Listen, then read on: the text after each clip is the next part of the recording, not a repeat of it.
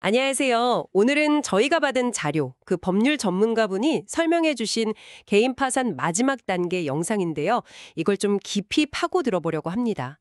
파산 절차에서 자산 정리 다 끝나고 그 돈을 채권자들한테 어떻게 나눠주는지, 그러니까 배당이죠. 그리고 이 모든 걸 어떻게 공식적으로 딱 마무리 짓는지, 종결, 이게 궁금하셨을 텐데 오늘 이 부분을 자세히 들여다보겠습니다. 네, 반갑습니다. 오늘 저의 목표는 개인 파산의 정말 마지막이죠. 이 배당하고 종결 절차를 확실하게 이해하시도록 돕는 겁니다. 실무에서 실제로 어떻게 돌아가는지, 그리고 그 단계 하나하나가 왜 중요한지, 거기에 초점을 맞춰서요. 당신께 꼭 필요한 핵심만 짚어드릴게요. 좋습니다. 그럼 먼저 배당 얘기부터 해볼까요?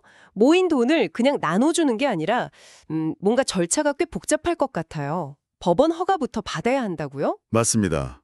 특히 그 서울회생법원 같은 경우는 좀 빨리빨리 진행하려고 여러 신청을 한꺼번에 하더라고요. 예를 들면 파산관제인 보수 정하는 거, 또 처음에 냈던 예납금 있잖아요. 그거 이제 재단으로 넣는 거, 그리고 세금같이 먼저 갚아야 하는 빚, 이걸 재단 채권이라고 하는데 이거 갚는 거 허가해달라는 신청, 그리고 최종적으로 배당 자체를 허가해달라는 신청까지 이걸 뭐랄까 한 번에 묶어서 딱 제출하는 거죠. 아, 여기서 중요한 게 나오네요. 세금 같은 재단 채권. 이게 일반 채권자들보다 무조건 먼저라는 거죠. 영상에서 상속세 얘기도 나왔잖아요. 3억 3천 겨우 만들었는데 세금으로 1억 3천이 먼저 나가버리면 와, 그럼 실제 받는 돈은 확 줄겠네요. 바로 그겁니다. 그게 핵심이에요.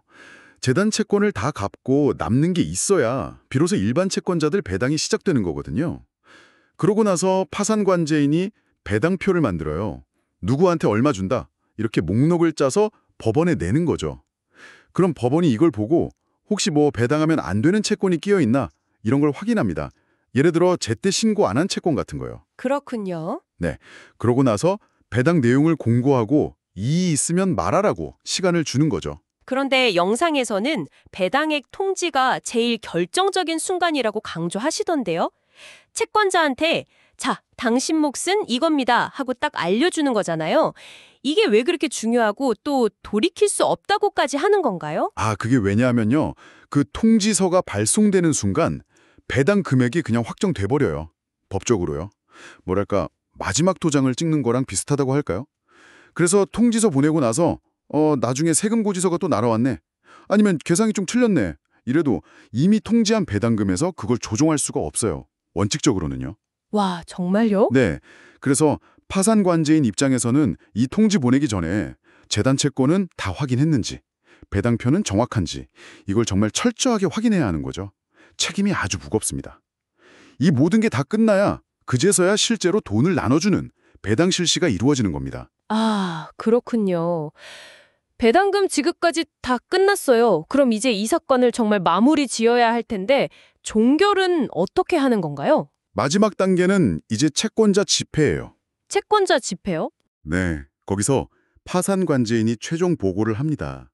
제가 돈을 이렇게 걷어서 이렇게 썼고 남은 돈은 이렇게 나누어 드렸습니다 하고 결산 보고를 하는 거죠. 근데 뭐 실무적으로 보면 이때 채권자들이 그거 아닌데요? 하고 이의 제기하는 경우는 거의 없어요. 아, 그래요? 네, 중요한 건 이 보고가 채권자들한테서 오케이, 승인이 딱 되면요. 파산관제인은 그 보고서에 쓴 내용에 대해서는 나중에 문제 삼기가 어려워져요. 일종의 면책 효과가 생기는 거죠. 아하, 보고 내용에 대해서는 책임을 면제받는 거군요. 그렇죠. 그 범위 안에서는요. 그럼 이 집회 끝나고 법원이 최종적으로 자, 이 사건 끝났습니다 하고 파산 종결 결정을 내리는 거군요. 네, 맞습니다. 법원이 공식적으로 땅땅땅 종결 선언을 하는 거죠. 이 결정에는 더 이상 불복할 수 없고요.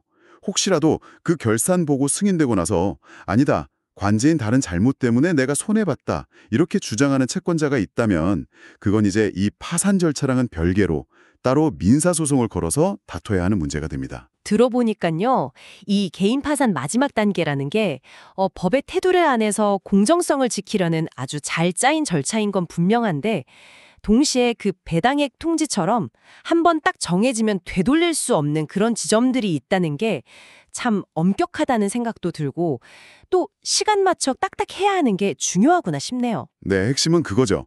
파산 절차 마무리는 굉장히 신중하게 진행되고 특히 배당액 통지 같은 특정 시점 이후에는 사실상 번복이 불가능하다는 점. 이게 결국 파산 관제인이 얼마나 꼼꼼하게 일해야 하는지를 보여주는 거기도 하고요. 어렵게 딱 마무리를 짓는 절차가 실제로 파산을 겪으신 분의 어떤 감정적인 정리나 또 실질적인 경제적 재출발에는 과연 어떤 의미를 가질까 하는 점입니다. 법이 찍는 마침표랑 개인의 삶에서 찍는 마침표가 늘 같지는 않을 테니까요. 이 부분에 대해서 잠시 생각해 보시는 것도 좋을 것 같습니다.